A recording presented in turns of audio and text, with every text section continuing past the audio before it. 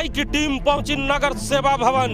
अधिकारियों में मचा हड़कंप। 3000 से ज्यादा क्वार्टरों में अवैध कब्जा का है मामला, तो वहीं 300 एकड़ से ज्यादा की जमीन पर अतिक्रमण से जुड़ा हुआ है मामला। सीजीएम सहित कई अधिकारियों से देर शाम तक सीबीआई करती रही पूछताछ।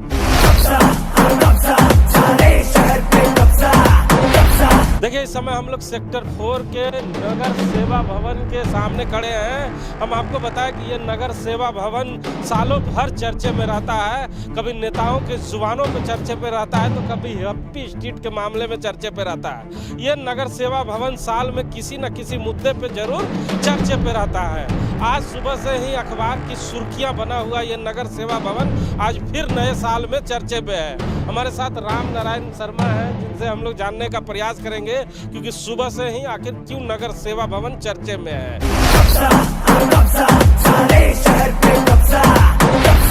नेता लोग तो बड़े प्यार से नगर सेवा भवन को नरक सेवा भवन भी कह जाते हैं, लेकिन ये हिमायत हम नहीं कर सकते। जरा बताइए हमारे दर्शकों को कि नगर सेवा भवन के अधिकारी क्यों चर्चे में फिर हैं। जी हिमांशु जी, एक बार फिर बोकारो स्टील प्लांट का ये जो नगर सेवा भवन है, जो नगर की जिम्मेदारी संभालता है, वो चर्चे में है और सुर्खियों में है। सुर्खियों में सिर्फ इसलिए है कि कल सीबीआई की टीम को यहाँ आना पड़ गया नगर सेवा भवन बोकारो स्टील प्लांट के, और जिन अवैध क्वार्टरों के कब्जे को हटाने की लगातार बीएसएल की तरफ से खाना पूर्ति की जा रही थी, अतिक्रमण को हटाने की खाना पूर्ति की जा रही थी, लेकिन बीएसएल से वो काम नहीं हो पाया, तो थक हार कर अब खुद सीबीआई नगर सेवा भवन पहुंच गई है। और कल कई फाइलों को खंगालने के साथ साथ जो नगर सेवा भवन के सीजीएम है और कई बड़े अधिकारी हैं, उनसे देर शाम तक उन्होंने पूछताछ भी की। इसलिए सुर्खियों में है हिमांशु जी नगर सेवा भवन बीएसएल का।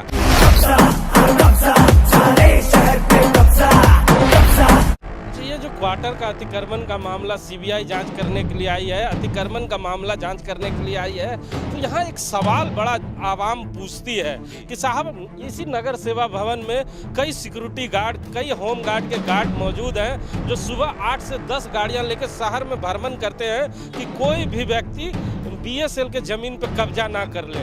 फिर भी ये कब्जा हर दिन होता है, ये सब लोग जानते हैं। अभी चंद दिन पहले आपने देखा होगा कि सेक्टर 4 में कई जगह बुलडोजर चलाया गया। आज अभी वहां से जब हम लोग गुजर रहे थे, तो वो चाय की टपरियां फिर लग चुकी है और चाय पीने वाले इन्हीं के होम गार्ड के जवान वहाँ खड़े थे। जी बिल्कुल, आपने ये बिल्कुल सही कहा कि जो तस्वीर पेश की जाती है बीएसएल के नगर सेवा भवन की तरफ से, सिक्योरिटी विभाग की तरफ से, उस तस्वीर की सच्चाई सबके सामने है कि किस तरीके से यहाँ पर जो अतिक्रमण हटाने की बात होती है, क्वार्टरों के अवैध कब्जे को हटाने की बात होती है, लेकिन कहा जाता है कि कुछ देर बाद ठीक फिर वही ढाक के 3 पात की स्थिति आ जाती है, और जहाँ पर अतिक्रमण हटाया जाता है वहाँ पहले से ज़्यादा अतिक्रमण नजर आता है। और कहा जा रहा है कि 3000 से ज़्यादा बोकारो स्टील प्लांट के अपने क्वार्टर में अवैध कब्जा करके रखा गया। क्वार्टर की अगर चर्चा आप शर्मा जी कर रहे हैं, तो जरा एक प्रश्न और बताइए हमारे दर्शकों को, उसका जवाब भी दीजिए।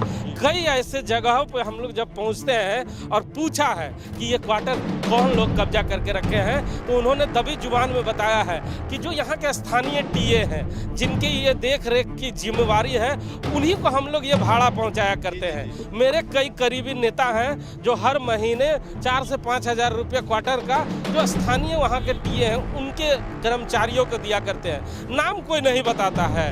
इसी नगर सेवा भवन के अंदर में कई ऐसे बदनाम नाम हैं जो इस नगर सेवा भवन में बैठे रहते हैं, तो अधिकारियों को तो सब पता है।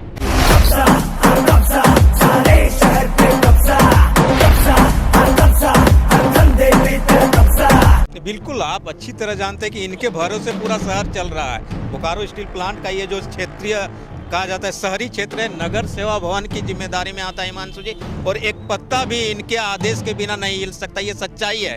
लेकिन इन सब के बावजूद आप देखते हैं कई बार वीडियो वायरल हो जाते हैं कि कहाँ कौन पैसे ले रहा है, किसको पैसे देकर क्वार्टर लिए जाते हैं, कैसे क्वार्टर लिए जाते हैं और उसके पीछे कौन रहता है, ये सच्चाई है। और ये सारी जानकारी बोकारो स्टील प्लांट के नगर सेवा भवन के बड़े अधिकारियों से लेकर सिक्योरिटी विभाग की पूरी टीम को होती है। इसके बावजूद अगर 3000 से ज़्यादा क्वार्टर आज भी कब्जे में है तो इसी वजह से सीबीआई को यहाँ पहुँचने को विवश होना पड़ा। हिमांशु जी, केवल क्वार्टर का मामला है या खाली पड़ी जमीनों का मामला है कि मामला कुछ और है? क्योंकि सीबीआई बिना आवेदन का पहुंचती नहीं है। जी, जी। तो ये आवेदनधारी कौन है, किन लोगों ने कंप्लेन किया, इसकी भी कुछ जानकारी आ रही है क्या? नहीं हिमांशु जी, इसको अभी तरह से पूरी तरह गुप्त रखा गया है कि कहाँ से ये कंप्लेंट सीबीआई को मिली है। और सीबीआई के सामने अतिक्रमण से लेकर अवैध कब्जा सहित कई बड़ी चीजें हैं कि बोकारो स्टील प्लांट के अधिकारियों के द्वारा जो मैप तैयार किया है इस शहर का,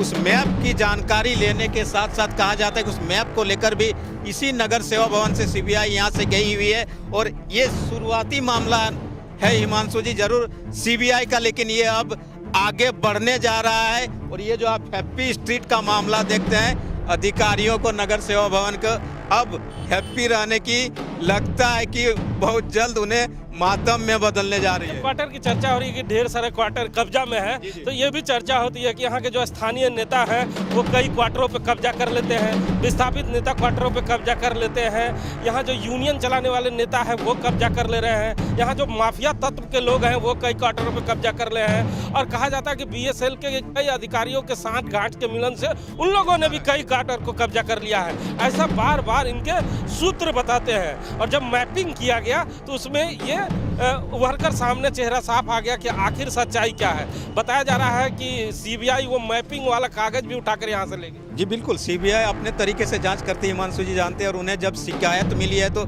उस शिकायत का निपटारा करने की उन्होंने शुरुआत कर दी है। नगर सेवा भवन में दबिश देकर यहाँ पर पूछताछ करके और मैपिंग का जो नक्शा का कागजात है वो भी कहा जा रहा है कि यहाँ से लेकर सीबीआई गई है। और अब जो अवैध क्वार्टरों का कब्जा है और जमीन पर अतिक्रमण का मामला है, अब सीबीआई इसकी जांच में जुट गई है। और अब लगता है कि यहाँ पर दूध का दूध और पानी का पानी होगा और वो चेहरे भी सामने आएंगे जो इसके पीछे रहकर इन सारे खेल को अंजाम देने का काम करते हैं।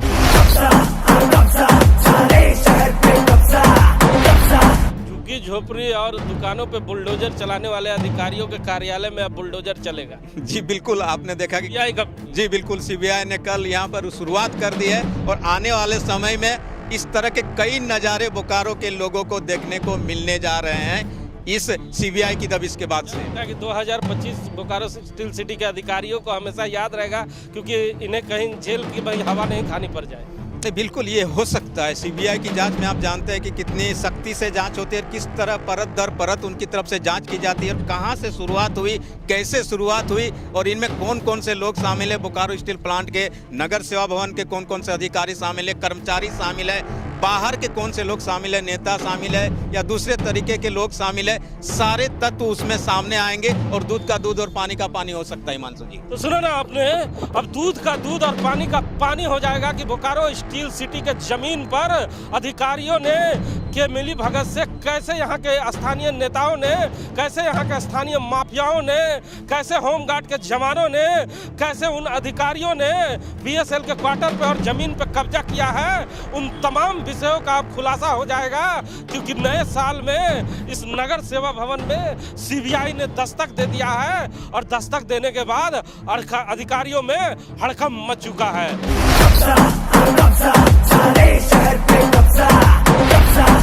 देखिए, इसी मुद्दे पे बात करने के लिए हमारे साथ बोकारो स्टील वर्कर यूनियन के सेक्रेटरी राजू सिंह जुड़ चुके हैं।